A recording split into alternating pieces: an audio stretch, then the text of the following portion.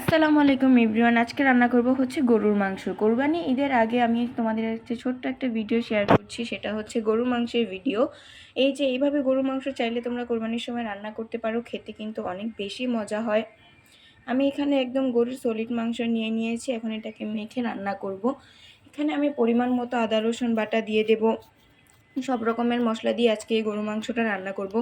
আমার ভিডিওটি কোনো অংশ যদি আপনাদের কাছে ভালো লাগে অবশ্যই একটি লাইক কমেন্ট এবং সাবস্ক্রাইব দিতে কিন্তু ভুলবেন না।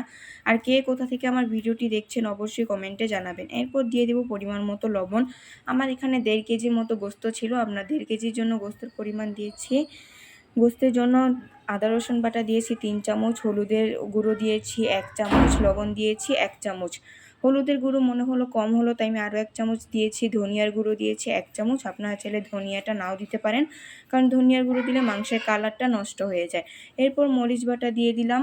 আমরা কিন্তু মরিচ বাটা দিয়ে রান্না করছি, মরিচ বাটা মশলা দিয়ে রান্না করলে কিন্তু খেতে অনেক বেশি মজা হয়। এখানে 2 টেবিল চামচের মতো মরিচ বাটা দিয়ে দিয়েছি।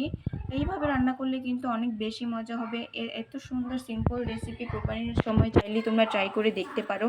এত সহজ রেসিপি রান্না করবো আজকে একদম। তারপর শুকনো মরিচ দিয়েছি, আর এইভাবে রান্না করলে কিন্তু খেতে অনেক বেশি মজা হয়। এই যে এখন সয়াবিন তেল দিয়ে দিব, একদম লাস্ট পর্যায়ে সয়াবিন তেল, এটা দিয়ে এখন মেখে রান্না করব। মাখানোর পর কিন্তু কালারটা খুবই সুন্দর এসেছে, বাট কষানোর সময় কালারটা একটু নষ্ট হয়ে গিয়েছিল, কিন্তু সমস্যা নেই। এরপর গরম মশলা দিয়ে দিব। এখন এই যে এখানে সব রকমের গরম মশলা দিয়ে দিলাম, জয়ফল, জয়ত্রী, দারচিনি, এলাচ। এই যে এখন পেঁয়াজ কুচি দিয়ে দেব, পরিমাণ মতো পেঁয়াজ কুচি এই যে এখানে দিয়ে দিলাম। এইভাবে এখন মেখে রান্না করা হবে আজকের রান্নাটা। মেখে রান্না করলে কিন্তু গরু মাংস খেতে অনেক বেশি মজা হয়। তারপর জিরা বাটা দিয়ে দিলাম। আজকে সব একসাথে এখন কষিয়ে রান্না করব।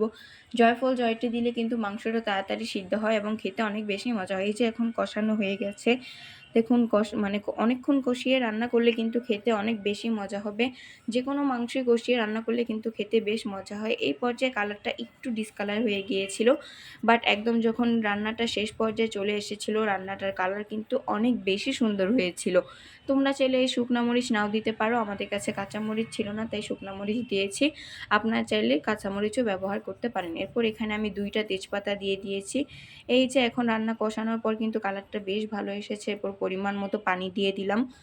পানি দেওয়ার পর কিন্তু এই রান্নাটা আরও বেশি ভালো লাগছিল, মানে উপরে তেল তেল উঠে আসছিল। কষানো হবে আপনারা কিভাবে বুঝবেন, যখন উপর দিয়ে তেল উঠে আসবে তখনই কিন্তু কষানো হয়ে যাবে, এরকম হলে কিন্তু কষাচ্ছে এরকম বুঝবেন। এই যে বলক চলে আসলো, এইভাবেই কিন্তু মাংসটা আমি রান্না করেছি এবং খেতে কিন্তু বেশ মজা হয়েছে। আমি এখনও বলছি, ভিডিওটির কোনো অংশ যদি আপনাদের কাছে ভালো লাগে অবশ্যই একটি লাইক কমেন্ট এবং সাবস্ক্রাইব করে যাবেন। মাংসটা এখনও কষাচ্ছি আমি ভালোভাবে, এবং পানিটা যখন শুকিয়ে আসবে তখনই কিন্তু আমার রান্নাটা কমপ্লিট। ঝোলটা যখন একটু গাঢ় হয়ে আসবে তখনই। আপনারা চাইলে এই মাংস রান্নার ভিতরে রসুনও ব্যবহার করতে পারেন, চুইঝালও ব্যবহার করতে পারেন, যে কোনোভাবে রান্না করতে পারেন। এই যে এখানে আমার রান্না একদম শেষ। রান্নার ভিতরে কিন্তু আমি আলু ব্যবহার করেছি এবং খেতে কিন্তু অনেক বেশি মজা হয়েছে। আপনারা দেখতেই পাচ্ছেন যে কালারটাও কিন্তু অনেক বেশি সুন্দর হয়েছে। এখন ভাত দিয়ে খাবো। এটা কিন্তু ভাত দিয়ে খেতে অনেক বেশি মজা হয়েছিল। আমি এখানে ভেন্ডি ভাজি, লেবু এবং গরুর মাংস নিয়েছিলাম, ভাত দিয়ে খাবো। গরুর মাংসটা অনেক বেশি মজা হয়েছিল। আজকে এই পর্যন্তই। ভালো থাকবেন, সুস্থ থাকবেন।